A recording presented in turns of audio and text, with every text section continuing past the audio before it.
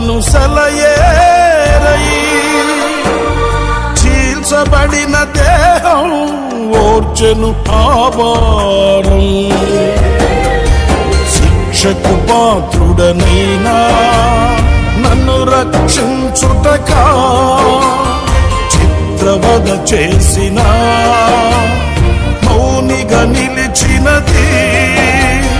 శిక్షకు పాత్రుడనైనా నన్ను రక్షించుటకా చిత్రవద చేసిన మౌనిగా నిలిచినది ఎవరు నాపై చూపని